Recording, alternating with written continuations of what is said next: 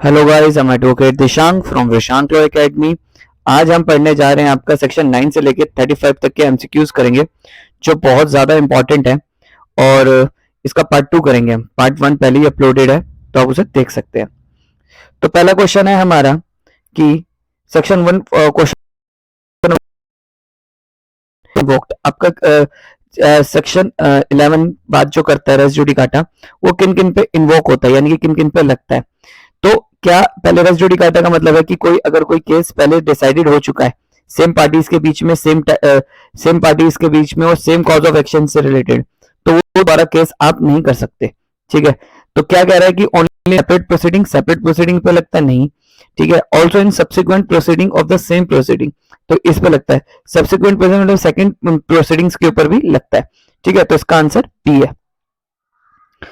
Race judicata में operates between, अब race judicata किन किन पे लगता है, तो वो आपका प्लेंटिफ एंड डिफेंडेंट, को प्लेंटिव्स और आपका को डिफेंडेंट्स पे भी लगता है। ठीक है, अगर मान लीजिए को डिफेंडेंट्स का मतलब है जैसे ये प्लेंटिफ है, ठीक है, और ये आपका versus defendant number 1, defendant number 2 और डिफेंडेंट नंबर 3, ये सारे ये दोनों तो क्या हुए, को डिफेंडेंट्स हुए। अगर इनका जॉइंट, इन तीनों का जॉइंट रिटर्न स्टेटमेंट गया हुआ है, ठीक है, जॉइंट रिटर्न स्टेटमेंट गया हुआ है, ठीक है, तो रेस जुडिकाटा इन पे भी अप्लाई होगा। The principle of res judicata is also applicable between the co defendants which one of the following is not, not ढूंढना है, not an essential condition to bind the co defendants, यानी कि res judicata जो है is also applicable between co-defendants which one of the following is not essential condition, यानी कि res judicata को defendants पे भी लगता है, इनमें से कौन सी एसेंशियल चीज नहीं है। ठीक है, तो मैंने अभी आपको बताया कि return statement must be file joint, अगर को डिफेंडेंट्स है तो इनका रिटर्न स्टेटमेंट ज्वाइंटली फाइल होना चाहिए। तो इसका आंसर है आपका ए इसका आंसर है कि यानी कि इन तीनों का जो डब्ल्यूएस आएगा, रिटर्न स्टेटमेंट आएगा जो डिफेंडेंट की तरफ से फाइल होगा, वो तीनों का एक बारी में आना चाहिए। ठीक है, तभी कंडीशन होगी।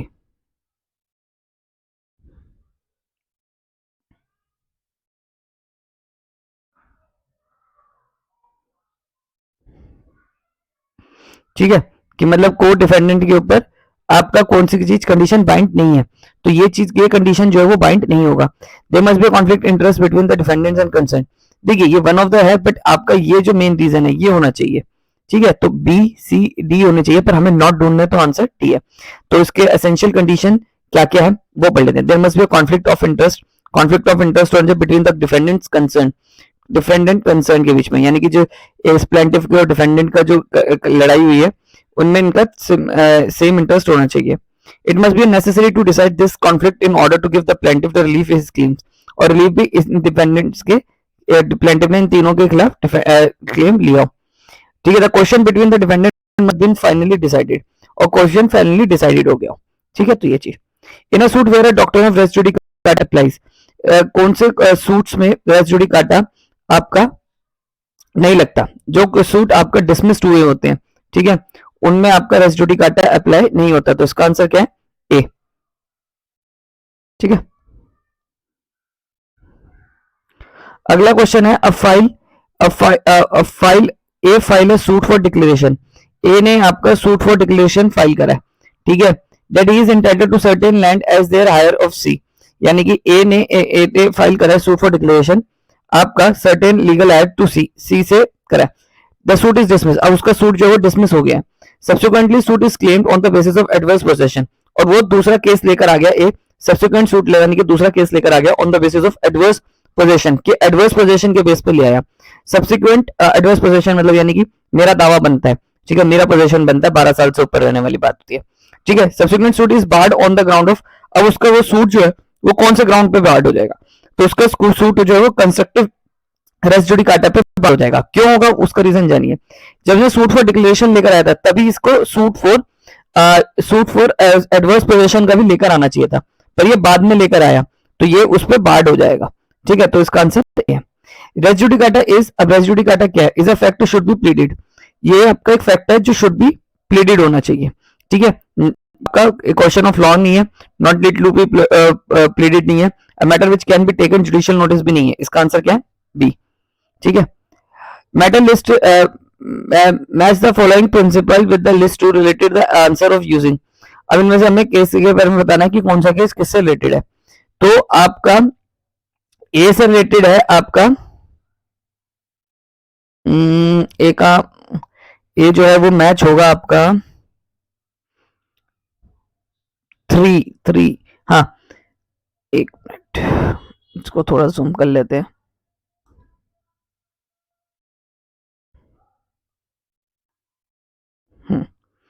तो इसका देखिए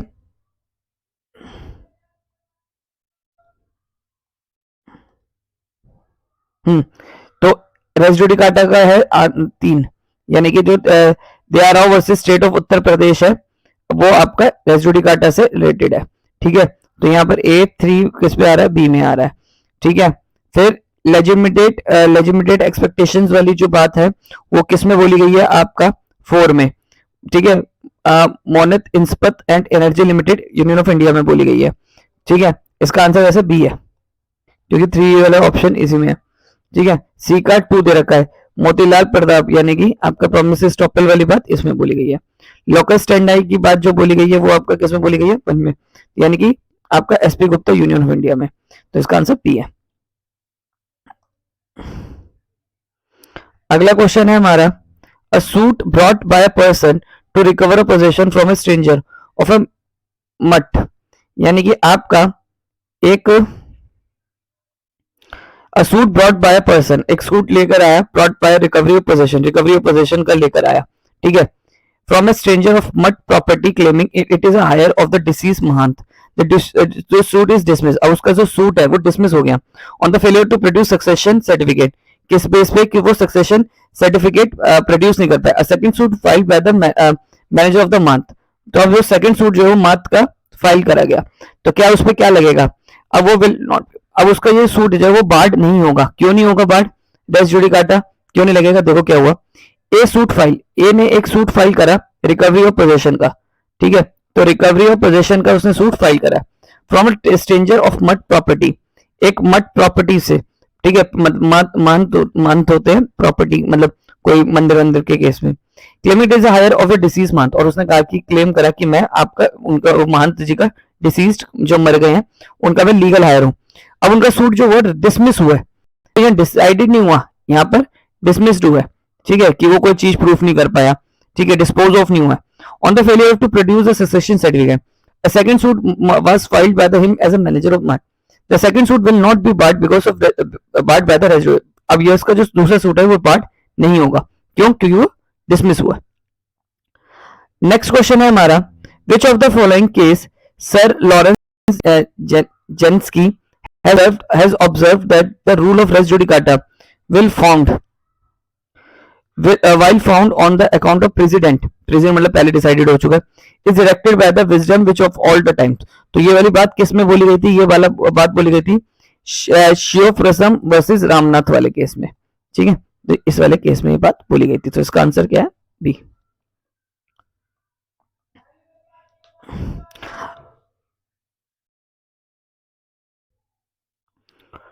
अगला क्वेश्चन है हमारा, the expression of former suit in the context of res judicata means. अब जो एक्सप्रेशन यूज करा गया फॉर्मर सूट का, ठीक है, फॉर्मर मतलब यानी कि पहले।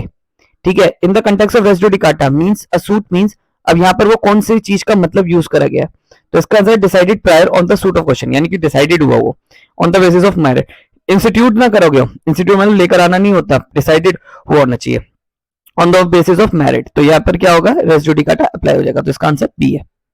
ठीक है, प्रिंसिपल ऑफ रेस जुडिकाटा वो किस में बताया गया है, सेक्शन 11 के सब क्लॉज 4 में बताया गया, तो इसका आंसर है आपका बी। ठीक है, तो इसका आंसर क्या है, बी। आफ्टर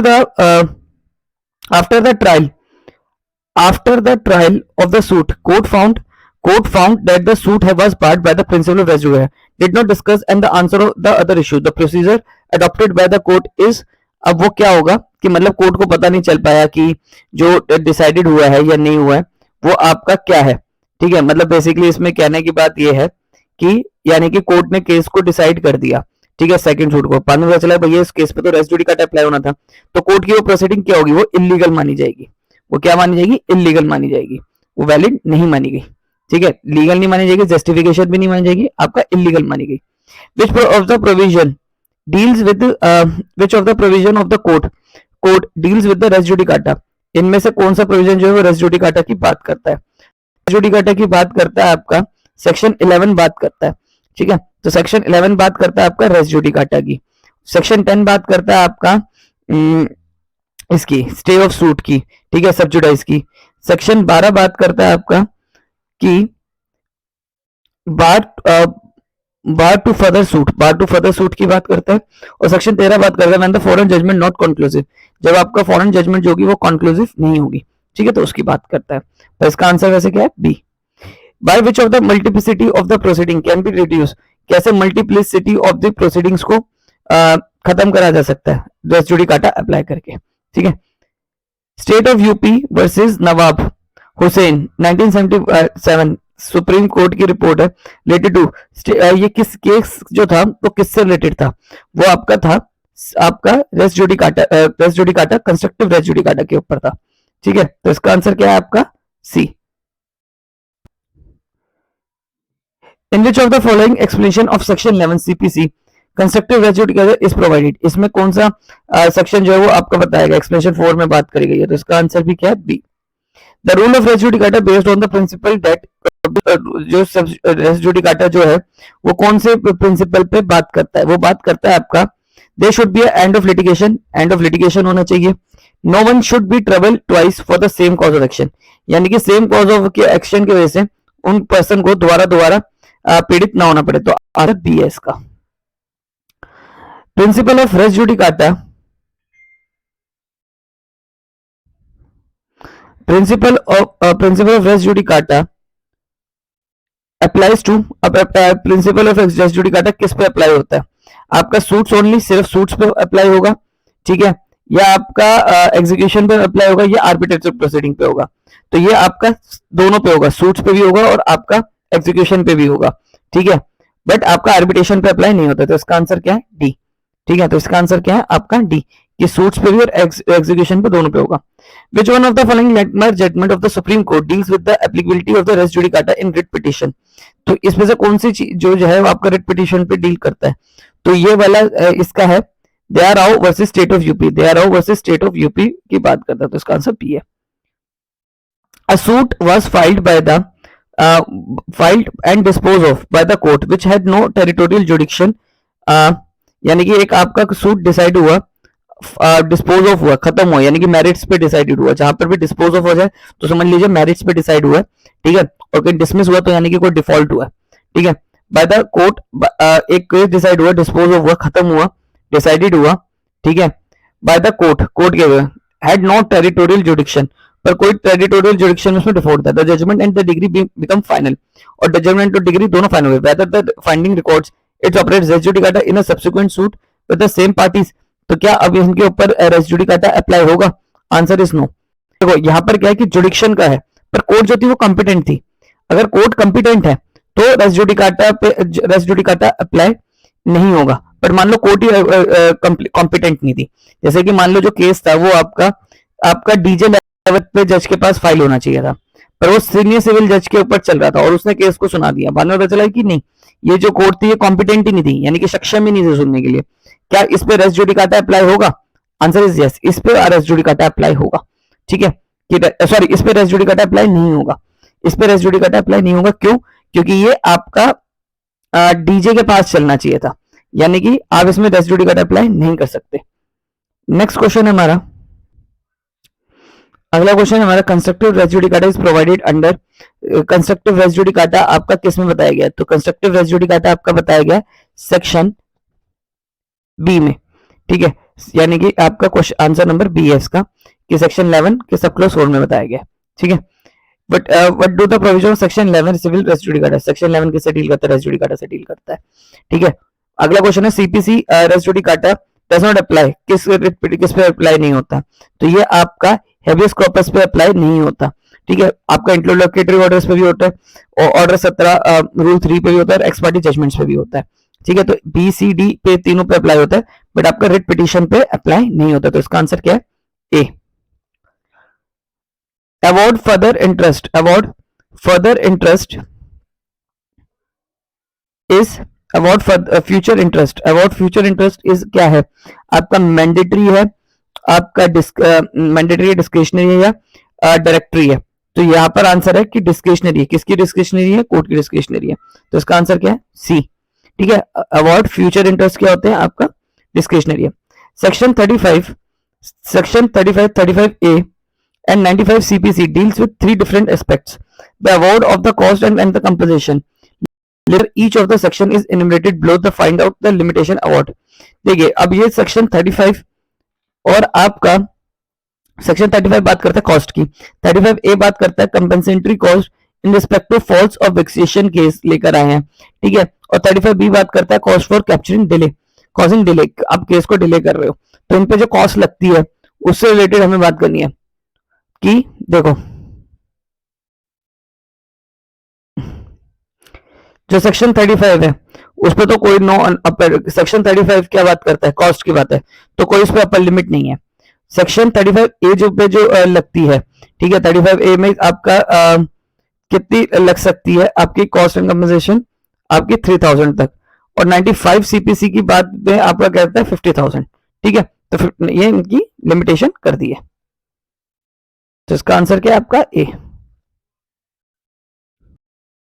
अगला क्वेश्चन है हमारा, which among the following is not an is not an essential requirement for application of principle of res judicata as per section 11 of CPC। यानी कि इनमें से कौन सा आपका एसेंशियल कंडीशन नहीं है अप्लाई होने के लिए। तो इसका आंसर है आपका c, cause of action ought to be same. यानी कि आपका ये एसेंशियल नहीं है। वैसे contesting party ought to be same, अगर मान लो जो केस कर रही है यानी कि पार्टी सेम होनी चाहिए। ठीक है, ये भी एसेंशियल है। Subject matter ought to be same, जो सब्जेक्ट मैटर वो भी सेम हो। ठीक है, the former suit must have been decided, और जो पहला केस इन्होंने करा है वो पहले डिसाइडेड हो चुका हो तभी होगा। पर जरूरी नहीं है कि cause of action ought to be same, ये ज्यादा सी आपका इतना जरूरी नहीं है। तो वैसे इसका आंसर क्या है आपका सी। नीमो डेप्ट विक्स विशेरियस प्रो उनट, ये केस, ये जो मैक्सिम्स है ये किससे रिलेटेड है, रेस जुडिकाटा से रिलेटेड है। The doctrine of res judicata under section 11 CPC applies to, ये किस पे अप्लाई होता है, तो ये अप्लाई होता है आपका रिट, देखिए decision of the court without जुडिक्शन। अगर मान लीजिए डिसीजन पहले दे दिया था कोर्ट ने पर विदाउट जुडिक्शन दी है, ठीक है, तो रेस जुडिकाटा उस पर अप्लाई नहीं होगा। रिट ऑफ कंटेस्ट और कंसेंट अनकॉम्प्रोमाइज डिग्री पे हुआ है तो इस पर भी अप्लाई नहीं होगा। पर रिट मैंडेमस एंड सिक्योरिटी है तो इस पे अप्लाई होगा। हालांकि हेबियस कॉर्पस पे आपका रेस जुडिकाटा अप्लाई नहीं होता। तो इसका आंसर क्या है, ईपी। अगला क्वेश्चन है हमारा,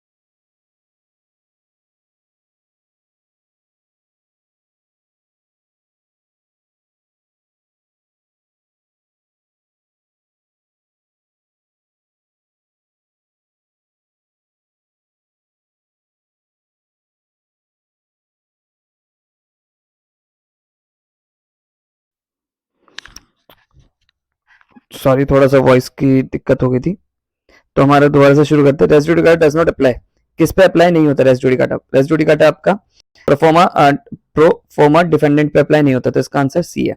ठीक है, principle of res judicata does not apply, किस पे अप्लाई नहीं होता? तो वो भी आपका आर्बिट्रेशन प्रोसीडिंग्स पे अप्लाई नहीं होता, तो इसका आंसर सी है। Constructive res judicata is contain in, आपका कंस्ट्रक्टिव रेस जुडिकाटा किस में कंटेन करा गया, मतलब किस में बताया गया कंस्ट्रक्टिव रेस जुडिकाटा क्या होता है? तो इसमें यहाँ तो आंसर नहीं है इसका आंसर है आपका डी। ठीक, यहाँ पर है इसका answer.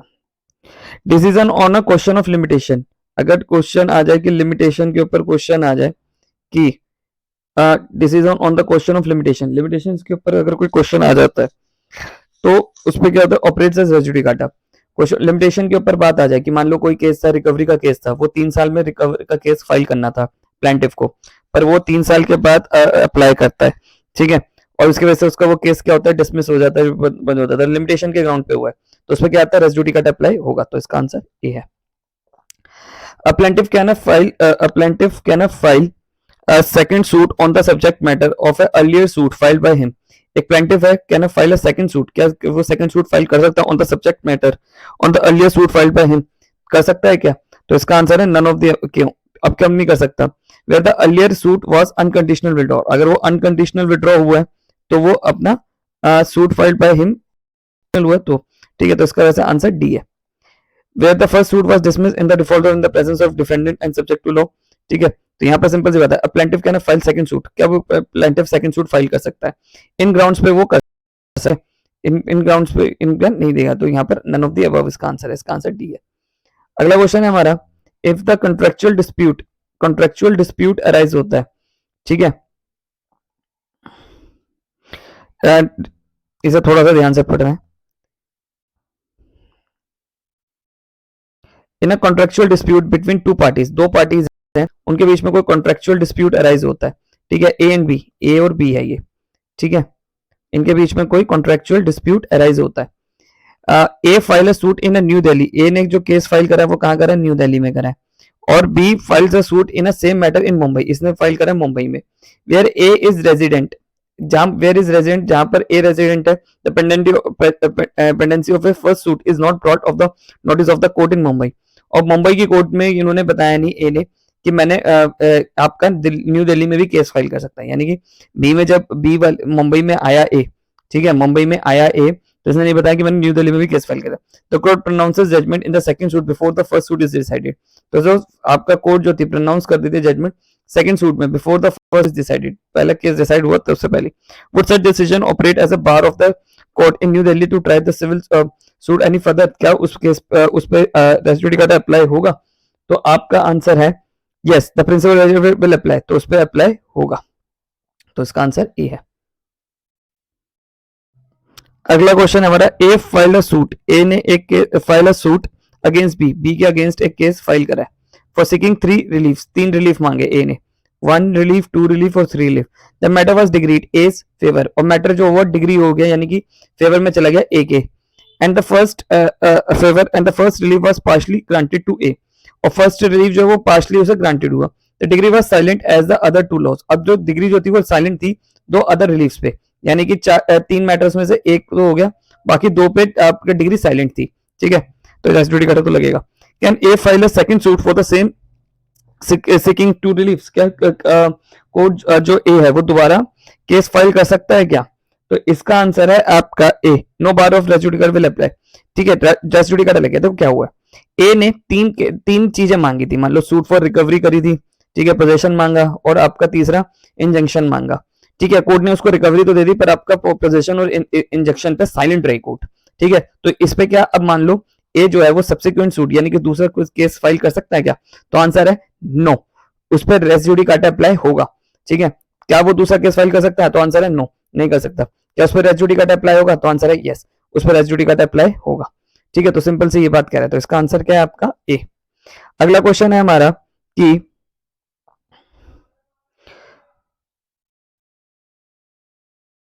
Res judicata does not apply, res judicata किस पे अप्लाई नहीं होता? तो रेस जुडिकाटा जो है वो आपका हैबियस कॉर्पस पे अप्लाई नहीं होता, तो इसका आंसर डी है। Whether an issue heard and finally decided by the competent court of limited jurisdiction shall operate res regarding the subsequent that the aforesaid court was not competent to of try. अब देखिए इसमें क्या हुआ है कि whether issue heard and finally decided, कोई issue था, ठीक है, जैसे रिकवरी का इशू था या कुछ भी इशू था, ठीक है, कोई कांड था, ठीक है। अब जो इशू है finally decide bye competent court, वो आपका एक कॉम्पिटेंट कोर्ट ने डिसाइडेड कर दिया एंड और limited jurisdiction shall operate res judicata, और उसको रेस जुडिकाटा ऑपरेट होगा सब्सिक्वेंट सूट में। Therefore court was not competent to try, जबकि कोर्ट जो थी वो वहां पर क्या थी, कॉम्पिटेंट नहीं थी, तो क्या रेस जुडिकाटा अप्लाई होगा? देखो तो आंसर है इसका यस। देखो सिंपल सी बात है, ये पूछ रहा है जैसे दिल्ली में, समझिए दिल्ली में क्या है कि आपका 3 लाख की जुडिक्शन दे रखी है कि सीनियर सिविल जज सुनेगा, और आपका 3 लाख से लेकर 2 करोड़ तक की जुडिक्शन दे रखी है आपका डिस्ट्रिक्ट जज को, ठीक है, और आपका हाई कोर्ट को दे रखी है 2 करोड़ से ऊपर की प्रॉपर्टी की वैल्यू है जिसकी, उस पे अब क्या होता है कि इन पे केस जो अप्लाई होगा, ठीक है, अब जो इन पे केस अप्लाई होगा, तो यहाँ पर क्या है कि ये कोर्ट कॉम्पिटेंट है। एक केस था वो मान लो चलना था आपका डीजे के पास, पर वो चला कहां पर, सीनियर सिविल जज के पास, तो क्या वो कोर्ट कॉम्पिटेंट थी? Answer is no. तो क्या रेस जुडिकाटा अप्लाई होगा? आंसर रेस जुडिकाटा अप्लाई नहीं होगा, ठीक है। अगला क्वेश्चन है हमारा कि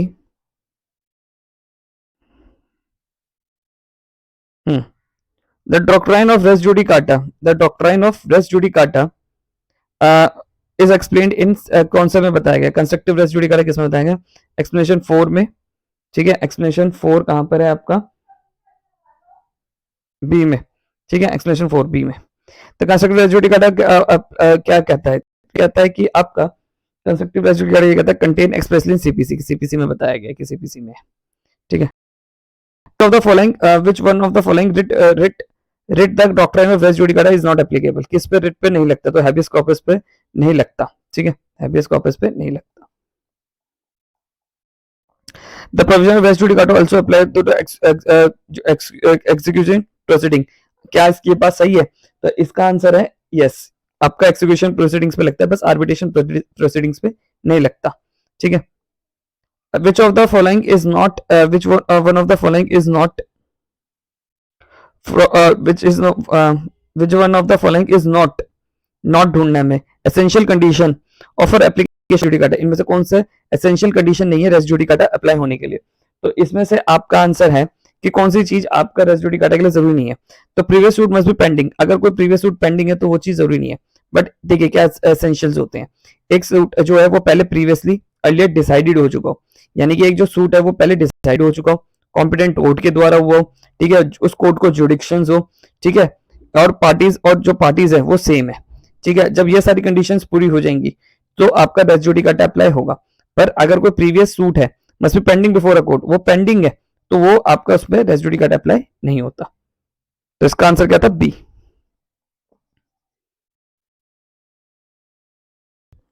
अगला क्वेश्चन है under which of the one of the following provision CPC principle of res judicata has been explained, किसमें आपका एक्सप्लेन करा गया रेस जुडिकाटा? तो ये है, इसका आंसर है आपका सी, ठीक है, इसका आंसर क्या है? सी।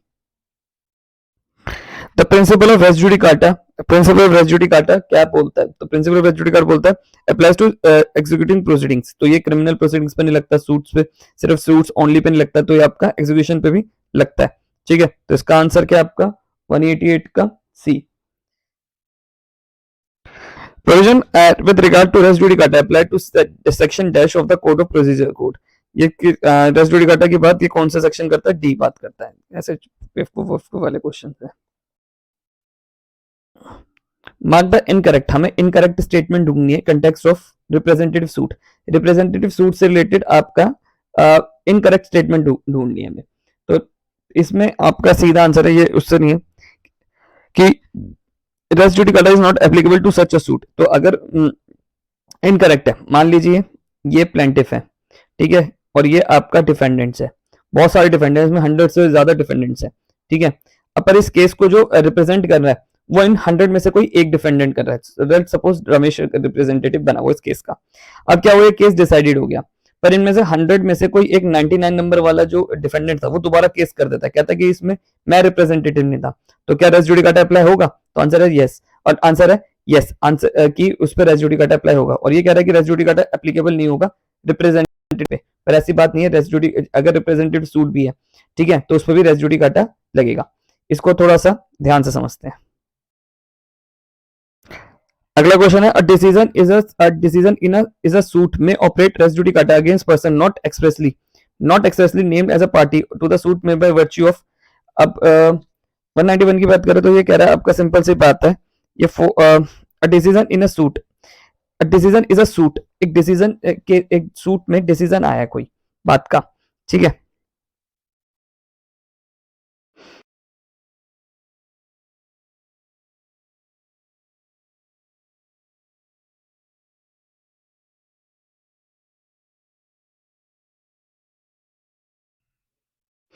तो इसका आंसर सी है, ठीक है, कि अगर डिसीजन इन अ सूट में भी operate. The doctrine of res judicata contain section 11 based on the maxims, किस मैक्सिम पे बेस है वो आपका मैक्सिम है नीमो वाले पे भी और इंटरेस्ट यानी कि दोनों पे है, तो इसका आंसर डी है। अगला क्वेश्चन है हमारा, देखिए अगर कोई डिसीजन और फाइंडिंग गिवन बाय कोर्ट्स और ट्रिब्यूनल, कोई डिसीजन है, कोई फाइंडिंग्स है और कोर्ट ने दिया, ठीक है, विदाउट जुडिक्शन दी है, तो क्या उस पर रेस जुडिकाटा अप्लाई होगा? तो आंसर है नहीं, उन पर रेस जुडिकाटा अप्लाई नहीं होगा, तो इसका आंसर क्या है? बी। अब है क्वेश्चन है हमारा कि अ suit for partition of property situated in different cities. अब एक सूट फॉर पार्टीशन फाइल हुआ और वो डिफरेंट डिफरेंट प्रॉपर्टीज में, वो मतलब यानी कि सूट फॉर पार्टीशन होना है, पर उनकी जो प्रॉपर्टी है वो अलग अलग स्टेट्स में डिवाइडेड है, ठीक है। तो ये केस आपका कहाँ लेकर जाएंगे? Separate suit every point each other, उन पे कोई सेपरेट नहीं है।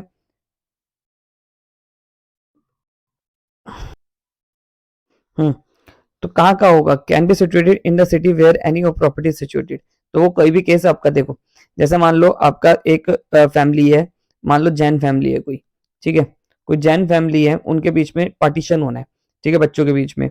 अब वो जो उनकी जो प्रॉपर्टी है वो आपका एक है दिल्ली में, एक है राजस्थान में, एक है आपका कर्नाटका में, ठीक है, इन तीन जगह पे है। अब जहां पर प्रॉपर्टी होती है वहीं पर केस लाया जाता है, ये तो वैलिड है, ठीक है। बट क्या होता है कि आपका, अब यहाँ पर कौन से केस में, तो जहां जहां प्रॉपर्टी है वहां वहां केस फाइल हो सकते हैं, तो चाहे तो दिल्ली में भी केस फाइल हो सकता है, राजस्थान में भी केस फाइल हो सकता है, वही तो बी वाली स्टेटमेंट वही कहना है। कैन बी इंस्टीट्यूटेड, इंस्टीट्यूट मतलब क्या? केस इंस्टीट्यूट कहाँ कर, इन अ सिटी और a state where any of the property situated, जहां पर भी प्रॉपर्टी सिचुएटेड है, प्रॉपर्टीज की बात करेंगे, जहां पर भी प्रॉपर्टीज है वहां पर हो जाएगा, तो इसका आंसर क्या है? B. A suit for specific performance of contract is dismiss, एक सूट है स्पेसिफिक परफॉर्मेंस के ऑफ कॉन्ट्रैक्ट का इस डिसमिस हुआ है। Whether a subsequent suit for compensation और breach of contract is maintainable, क्या उनके ऊपर दूसरा जो सूट होगा, ठीक है, ब्रीच ऑफ कॉन्ट्रैक्ट का मेंटेनेबल होगा? तो आंसर है नो, फिर वो मेंटेनेबल नहीं होगा। देखो क्या एक बहुत इंपॉर्टेंट बात बोली है 196 में, 196 में ये बोला है कि एक सूट फॉर स्पेसिफिक परफॉर्मेंस लेकर आया पार्टी, ठीक है, उसका वो सूट डिसमिस हो गया, ठीक है, यानी कि वो हार गया, प्लेंटिफ हार गया, तो अब क्या दूसरा केस लेकर आया जा सकता है, ठीक है, ब्रीच ऑफ कॉन्ट्रैक्ट का? तो आंसर है नो, ब्रीच ऑफ कॉन्ट्रैक्ट का कुछ से केस नहीं लाया जा सकता, ठीक है। अगला हमारा क्वेश्चन है, अगला है what is res judicata. Res judicata क्या है? तो रेस जुडिकाटा आपका है कि प्रिंसिपल ऑफ लॉ की बात करता है, तो इसका आंसर सी है। The rule of res judicata is not applicable, किस पे एप्लीकेबल नहीं होता? इन द रिट, तो किस पे एप्लीकेबल नहीं होता? ये आपका हैबियस कॉर्पस पे एप्लीकेबल नहीं होता, ठीक है, तो इसका आंसर सी है।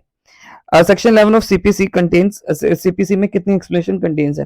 तो इसमें टोटल 8 तरह की एक्सप्लेनेशन एक्सप्लेन्स है, ठीक है, तो इसमें सीपीसी में कितनी एक्सप्लेनेशन है? 8। The doctrine of res judicata is based on the maxims, किस मैक्सिम पे बेस्ड है? तो ये आपका बेस्ड है नीमो डेबिट वेक्सेस पे, यानी कि no man should be vexed twice of the same cause of action, यानी कि एक ही पर्सन जो है वो आपका सेम कॉज ऑफ एक्शन पे दोबारा दोबारा सफर नहीं करेगा, ठीक है, ये इस बात करता है। फिर अगला क्वेश्चन है, फिर अगला पॉइंट है हमारा, interest of republic in it is interest of the state that there should be end of litigation, यानी कि आपका एंड ऑफ लिटिगेशन हो, ठीक है, तो बी वाली बात भी आ गई। A suit a judicial decision must be accepted as correct, तो ये तीन चारों ही की बात करता है, तो इसका आंसर डी है। रेस जुडिकाटा प्रो विक्सिट ऑक्यूपायर पे बात करता है, इंटरेस्ट रिपब्लिक भी बात करता है, नीमो वाली बात भी करता है। अ कॉम्प्रोमाइज डिग्री, एक कॉम्प्रोमाइज डिग्री है, ठीक है, तो वो क्या मानी जाएगी, डज नॉट ऑपरेट, उस पर कोई आपका रेजिड्यूटी काटा नहीं होगा, यानी कि दो पार्टियों के बीच में कोई समझौता हुआ है, ठीक है, और वो समझौता उनका हो गया, तो उस पर क्या रेजिड्यूटी कट अप्लाई होगा, तो उन पर रेजिड्यूटी कट अप्लाई नहीं होगा, तो इसका आंसर बी है। अगला क्वेश्चन, अगला क्वेश्चन है एस यूज, ए ने एक केस करा, ठीक है, for possession of math property and hire month, month से the suit is dismiss on the failure produce succession certificate लेकर नहीं आया, a file subsequent suit for manager of math, is the suit barred, क्या उसका वो सूट बार्ड है, तो इसका आंसर क्या है आपका, suit will not be barred, तो उस पर सूट बार्ड नहीं होगा, तो इसका आंसर है आपका, हाँ, तो उस पर बार्ड नहीं होगा, ठीक है, बाय रेजिड्यूटी काटा, नॉट बार्ड आएगा, ठीक है, उस पर रेजिड्यूटी काटा बार नहीं होगा, क्योंकि उसका सेट डिसमिस हुआ, ठीक है। ए सूट ए का सूट जो है डिसमिस हो गया wrongly on the ground of being barred by limitation, पर उसका बार्ड बाय लिमिटेशन में बार्ड हुआ है, यहाँ पर ये देखो इस वाले में क्या हुआ, लिमिटेशन बार्ड हुआ है, यानी कि रिकवरी का केस जैसे मान लो 3 साल में फाइल करना था, पर उसने 3 साल में फाइल नहीं करा, ठीक है, तो क्या अब यहाँ पर रेजिड्यूटी काटा लगेगा, तो देखते हैं इसका आंसर क्या है, एक minute,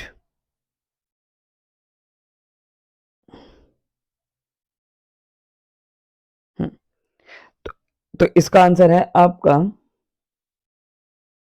the above statement is false, यानी कि उस पे आपका बट नहीं, देखो क्या है, द सूट इज डिसमिस, एक dismiss of limitation, the order of dismiss would be operate res judicata and bar a subsequent suit on the same cause of action, the above statement is false, तो यानी कि ऊपर वाली statement false है। देखो यहाँ क्या हुआ, रॉन्गली हुआ है, ठीक है, डिसमिस रॉन्गली हुआ है, यानी कि रॉन्ग हुआ है कि लिमिटेशन, यानी कि गलती से हो गया, ठीक है, असलियत में उसका सूट डिसमिस नहीं होना चाहिए था, रॉन्गली बार्ट था, ठीक है, जैसे मतलब कोर्ट ने लगा कि नहीं इसका केस तो 3 साल में, वो डेट की कंफ्यूजन कुछ हो गई होगी तो उसका हो गया, ठीक है, तो यहाँ पर क्या हुआ कि अबव स्टेटमेंट इज फॉल्स, ठीक है, तो ये इसका आंसर पी है। A rule of constructive rejudicata applies to writ proceedings. However, does not apply to writ of consent. पे नहीं होता, ये है इसका answer. A degree of permanent injunction restraining the defendant from the interfering with the possession of the plaintiff, finding the possession of the plaintiff to be settled would operate.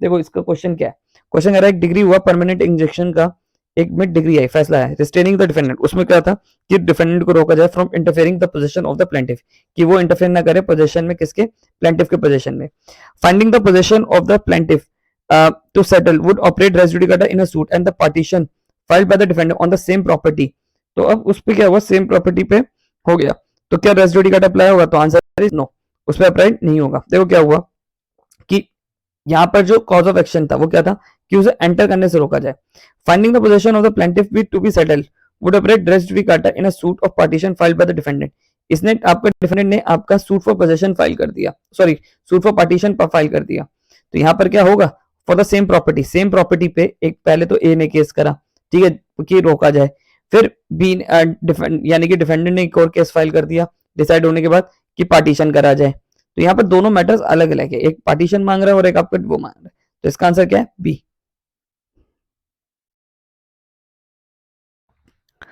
Any relief claimed in the plaintiff which is not expressly granted by a degree shall for the purpose of this section be deemed for the refuse. This provision is incorporated in, अब ये किस में लिखा हुआ है, ये वाली बात किस में लिखी गई है, ये वाली बात लिखी गई है आपका सेक्शन 11 के सब क्लॉज 5 में, ठीक है। Petition for Supreme Court under section 32 subject res judicata किस पे अप्लाई नहीं, सब्जेक्ट एक्सेप्ट किस पे अप्लाई नहीं होगा, हैबियस कॉर्पस पे नहीं होगा। To compel the attendance of witness against whom the summons has been issued given evidence to a court में अंडर सेक्शन 32 सीपीसी क्या क्या कर के सेक्शन 32 के तहत कोर्ट उस पर क्या क्या एक्शन ले सकती है, ठीक है, तो उसके खिलाफ आपका इशू ऑफ वारंट, उसके खिलाफ वारंट ऑफ अरेस्ट इशू कर सकती है, ठीक है, आपका attach to sell his property, ठीक है, अटैच भी कर सकती है उसकी प्रॉपर्टी को, impose fine upon him not exceeding 5000 तक का लगा सकती है। ये देखो देखो सिंपल सी बात है, सेक्शन 32 क्या कहता है, सेक्शन 32 कहता है कि to compel the attendance of a witness, किसी विटनेस को बुलाने के लिए अगेंस्ट हुम समन्स हैज बीन इशूड, जिसके खिलाफ समन्स इशू हुए, ठीक है, टू गिव एविडेंस, कि अब एविडेंस आखिर तो, और वो नहीं आ रहा तो उस पर क्या क्या इशू हो सकते हैं, तो उसके ऊपर अरेस्ट के भी ऑर्डर हो सकते हैं, अटैच करी जा सकती है उसकी प्रॉपर्टी, ठीक है, अरेस्ट और अटैच ए और 500 ए 5000, यानी कि आपका अरेस्ट भी हो सकता है, अरेस्ट अटैच भी हो सकती है उसकी प्रॉपर्टी, और उस पर 5,000 तक का जुर्माना भी लग सकता है। ठीक है, तो अब यार दोस्तों नो कह रहा है question, res judicata means, res judicata का मतलब क्या है? तो रेस जुडिकाटा का मतलब है आपका not trying the suit if the suit involving in similar issues between the same parties. देखो ये बहुत इंपॉर्टेंट है, ये बहुत इंपॉर्टेंट लाइन। क्या लिखा गया? Not trying the suit if the suit is involving similar issues between the similar parties is decided. यानी कि कोई भी केस है जो सूट है, ठीक है, वो if the suit is involving similar issues between the similar parties, उनके बीच में हुआ है, तो उनके बीच में नहीं डिसाइडेड हुआ है, तो उस पर रेस जुडिकाटा अप्लाई होगा। तो इसका आंसर क्या है? तो बी। अगला क्वेश्चन है हमारा, doctrine of res judicata contain section 11 CPC is based on the which maximum, किस मैक्सिमम पे आपका अप्लाई है? तो इसका आंसर है आपका ए। इसका आंसर क्या है? ए। अगला क्वेश्चन है, an order passed without jurisdiction, एक ऑर्डर पास हुआ without jurisdiction attain finality in the favour of some parties. यानी कि एक ऑर्डर फाइट हुआ विदाउट जुडिक्शन हुआ है, whether principle of res judicata apply, तो उस पे क्या रेस जुडिकाटा अप्लाई होगा बिटवीन द सेम पार्टीज? तो इसका आंसर है नो, उन पे नहीं होगा। अगर कॉम्पिटेंट नहीं है कोर्ट तो होगा। ठीक है, तो इसका आंसर क्या है? B, no, res judicata will not apply. Principle of res judicata applies, अब किस पे अप्लाई करता है principle of res judicata? Both को प्लेंटिफ एंड को डिफेंडेंट। तो इसका आंसर क्या है? C. Principle of res judicata is a, principle of res judicata क्या है? वो आपका मैंडेटरी इन नेचर है। तो इसका आंसर है ए। Which one of the following must be satisfied or in order to apply the rule of res judicata between co-defendants? कौन इनमें से कौन सी जो कंडीशन है वो अप्लाई होनी चाहिए, ठीक है, कि को डिफेंडेंट्स पे भी रेस जुडिकाटा अप्लाई हो जाए? तो इसका आंसर है आपका, the question must be, the question between the decided must have be finally decided. यानी कि जो क्वेश्चन है, ठीक है, वो फाइनली डिसाइडेड हो गया डिफेंडेंट्स के बीच में। तो इसका आंसर है सी। The doctrine of res judicata is contained in section 11 of CPC is based on the maxim पे based है। तो ये maxim पे based है आपका, बहुत नीमो वाली पे भी इंटरेस्ट वाले पे भी। तो इसका आंसर सी है। The principle of private international law is incorporated in private international law जो है वो आपका सीपीसी के कौन से प्रोविजन से लेके कौन से प्रोविजन में बताया गया है? तो 13 से लेके 14 तक में बताया गया है। वही बात है आपका foreign judgments and foreign courts की बात बताई गई है कि फॉरेन कोर्ट्स की जो वो होंगी, क्या कहते हैं कि फॉरेन जज की जो जजमेंट्स होंगी वो नॉट कंक्लूसिव होंगी।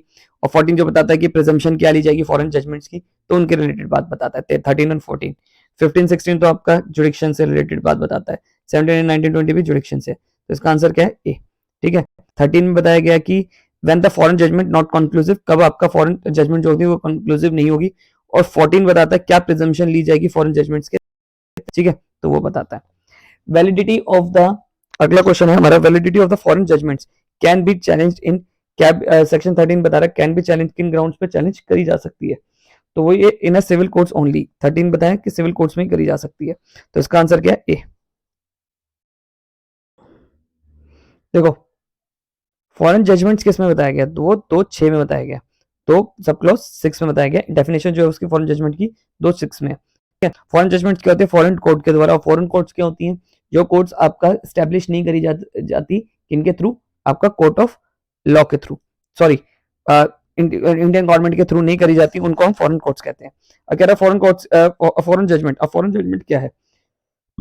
तो फॉरेन कोर्ट के फॉरेन जजमेंट क्या है? कैन बी कंक्लूसिव, एक कंक्लूसिव होगा as a matter of directly adjudicate the parties if has been pronounced by court of competent jurisdiction. अब देखो क्या कैन बी कंक्लूसिव माना जाएगा to any other matter directly adjudicated upon the between the same parties. यानी कि जो parties हैं वो सेम पार्टीज हैं, और वो जो फॉरेन जजमेंट जो है वो आपका सेम पार्टी के थ्रू सुनाया गया बाय द कॉम्पिटेंट कोर्ट थी, जो वो कोर्ट थी वो कॉम्पिटेंट थी, ठीक है, तो वो आपका माना जाएगा। तो इसका आंसर डी है। अगला क्वेश्चन है हमारा कि under the section 13 of CPC foreign judgment can be challenge on the grounds, किन ग्राउंड्स पे चैलेंज करी जा सकती है? कि मान लो हम कोई फॉरेन जजमेंट आ जाए तो हम उसे चैलेंज किन ग्राउंड्स पे करे जा सकता है? तो वो इसलिए चैलेंज करी जा सकती है कि आपका कॉम्पिटेंसी नहीं थी प्रोनाउंसिंग द जजमेंट। यानी कि जो फॉरेन कोर्ट थी वो इतनी कॉम्पिटेंट नहीं थी, इंडिया के हिसाब से कॉम्पिटेंट नहीं थी कि वो उस जजमेंट को सुना सके, ठीक है।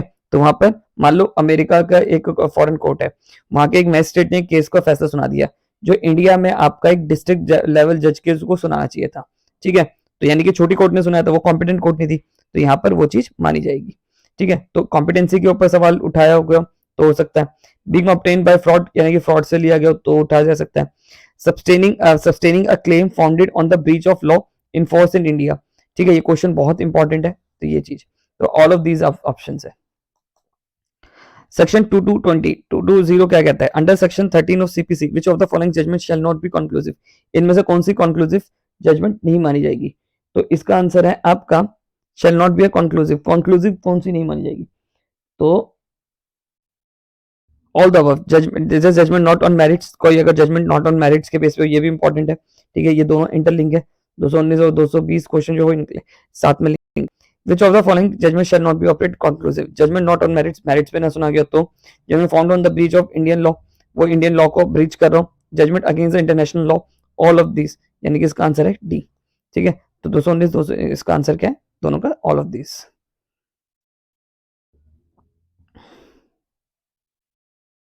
अगला है हमारा अ फॉरेन जजमेंट,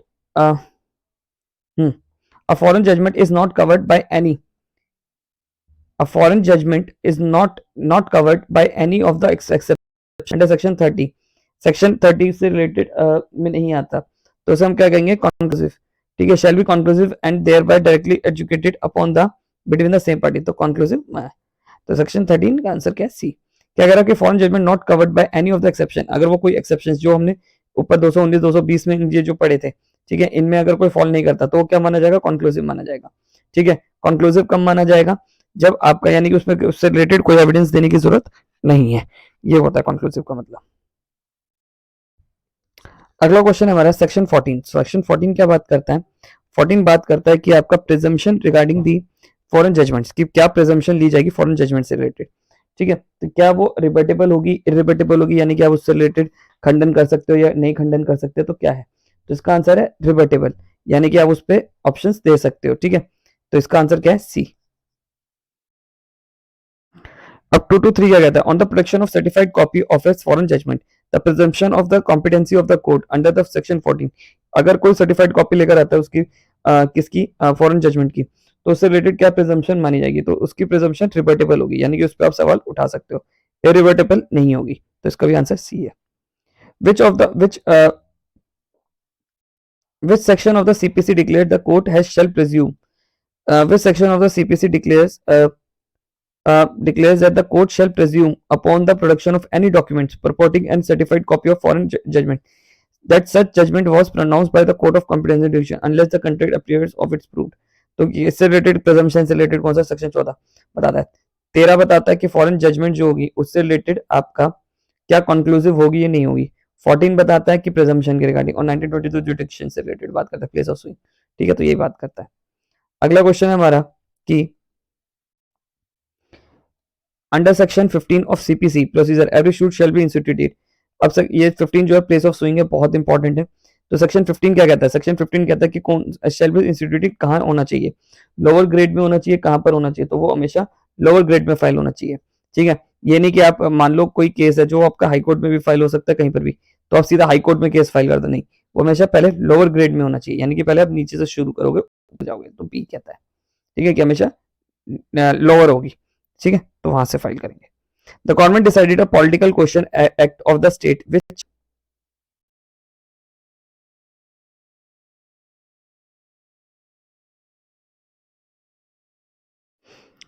अगला क्वेश्चन है हमारा कि which section of CPC declares upon the document, ये तो हो गया, ये लोअर ग्रेड वाला भी हो गया था हमारा, ठीक है, अब हमें पढ़ना है कि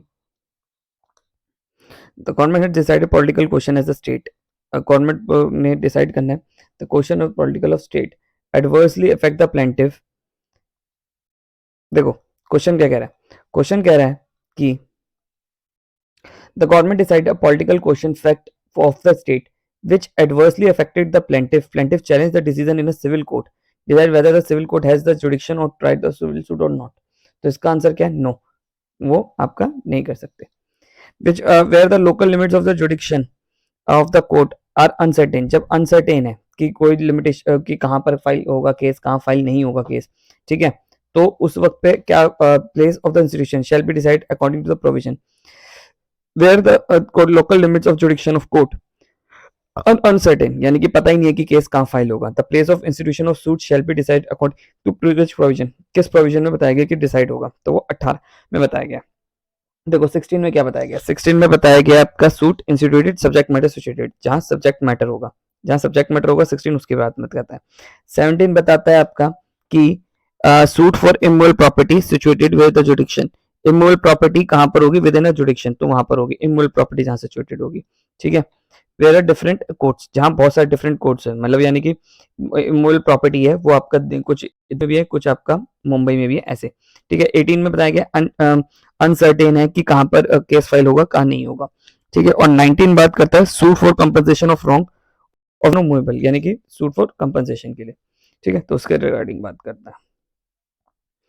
अब suit relating to a immovable property can be filed under suit of immovable property.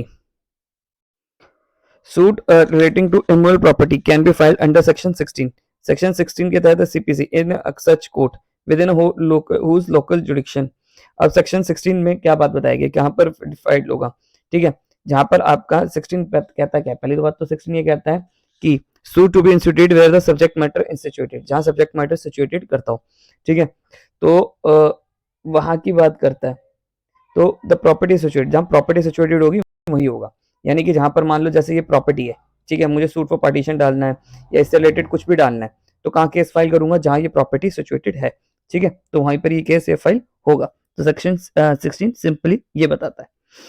अगला क्वेश्चन है हमारा, civil procedure code a suit for partition of property situated in different cities. अब डिफरेंट सिटीज से प्रॉपर्टीज है, मतलब कुछ properties आपका मुंबई में भी है, कुछ प्रॉपर्टी आपका दिल्ली में भी है, कुछ प्रॉपर्टी कर्नाटका में भी है, तो कहां पर सूट इंस्टीट्यूट होगा, तो सूट इंस्टीट्यूट होगा आपका can be instituted in the city where any property are situated, जहां पर भी प्रॉपर्टी सिचुएटेड होगी। और इससे रिलेटेड आपका कौन सा बात करता है, सेक्शन 17 बात करता है, सेक्शन 17 इस रिलेटेड बात करता है, ठीक है, तो ये कहता है सिंपली। अगला क्वेश्चन है अंडर, देखिए सेक्शन वैसे उससे रिलेटेड यही था कि सेक्शन 21 और 22 क्या कहते हैं। 21 क्या कहता है कि ऑब्जेक्शन ऑफ जुडिक्शन, जुडिक्शन का ऑब्जेक्शन आप कब लगा सकते हैं, ठीक है। और 22 बात करता है कि आपका power of transfer suit which may be instituted, कहाँ पावर है केस को ट्रांसफर करने की, ठीक है। तो 21 और 22 भी ये रिगार्डिंग बात करता है। अब under which of the provision is a suit is set aside a degree on the ground of lack of jurisdiction barred, यानी कि कोई लैक ऑफ जुडिक्शन के बेस पे आप केस को कब बार्ट करवा सकते हैं, ठीक है। तो ये है आपका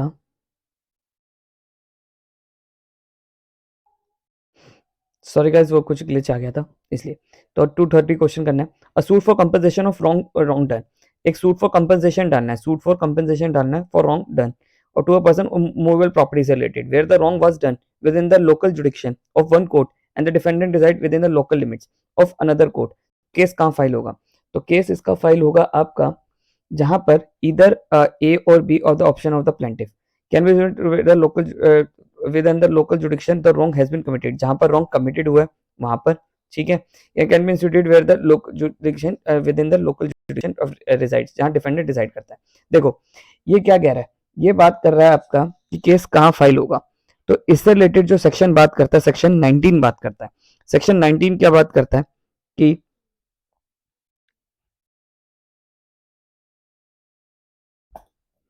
हाँ सेक्शन 19 बात करता है suit for compensation for wrong person of movable.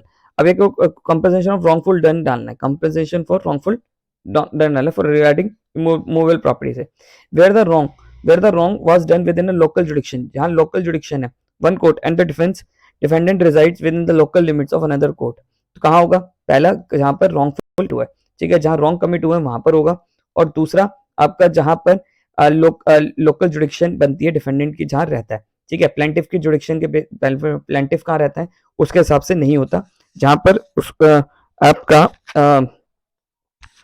जहां पर आपका ये क्या नाम है डिफेंडेंट डिसाइड करता है वहीं के हिसाब से जुडिक्शन बनती है, ठीक है, तो याद रखिएगा इस बात को।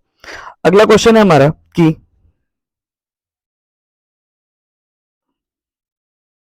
which which of the following statement which of the following statement is true, इनमें से कौन सी स्टेटमेंट ट्रू है रिगार्डिंग किसके, ठीक है। तो इसमें से हमें पढ़ना है कि a suit of recovery of immovable property shall be instituted in the court whose jurisdiction situated properly.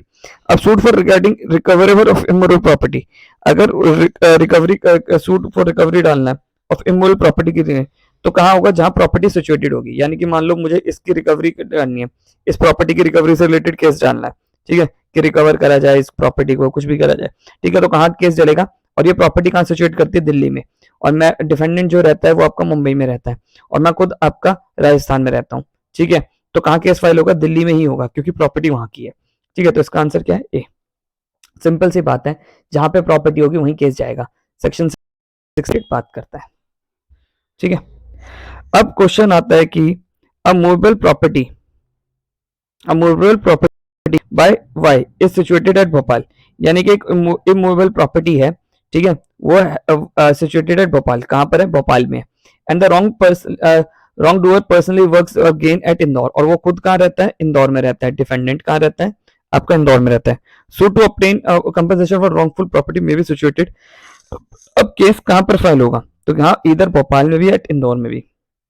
देखो हम यहाँ पर क्या, इमूवेबल प्रॉपर्टी एक इमूवेबल प्रॉपर्टी है, ठीक है, held by Y, situated at Bhopal, कहां पर है, सिचुएटेड भोपाल है, and the wrong doer personally work for gain at Indore, वो खुद जो रॉन्ग डूअर है वो पर्सनली वर्क कहां रहता है, इंदौर में रहता है, ठीक है। ए suit for obtain compensation of wrong, अब देखो सूट फॉर कंपनसेशन लेकर आना चाहता है प्रॉपर्टी, अब यहाँ पर उसके पास दो चॉइस आ गई प्लांट के बाद, या तो वो भोपाल में भी केस फाइल कर सकता है, या जहां पर प्रॉपर्टी सिचुएटेड है और जहां पर डिफेंडेंट रहता है आपका इंदौर में, तो वहां पर भी कर सकता है।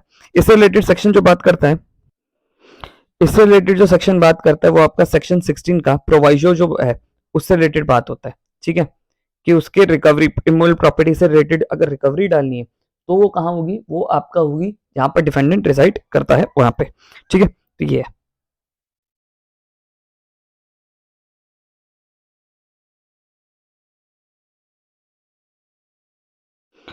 A suit for partition of immovable properties shall be instituted in the court where, कहां पर सूट फॉर पार्टीशन डालना है इफ इमूवेबल प्रॉपर्टी से रिलेटेड, तो कहां डाल सकते हैं, प्लेंटिफ रिसाइड, जहां प्लेंटिफ रिसाइड करता है, जहां प्लेंटिफ काम करता है, ठीक है, या जहां सब्जेक्ट ऑफ मैटर सिचुएटेड, जहां सब्जेक्ट मैटर सिचुएट करता है, जहां पे प्रॉपर्टी है वहां पर ही केस डलेगा, आंसर सी है इसका।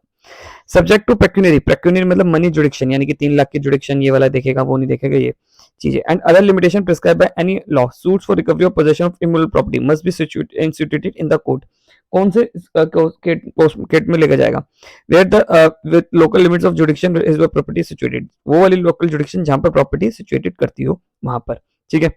आज के लिए इतना ही, अगर आपको मेरी वीडियो पसंद आई तो चैनल को सब्सक्राइब करिए, थैंक यू सो मच।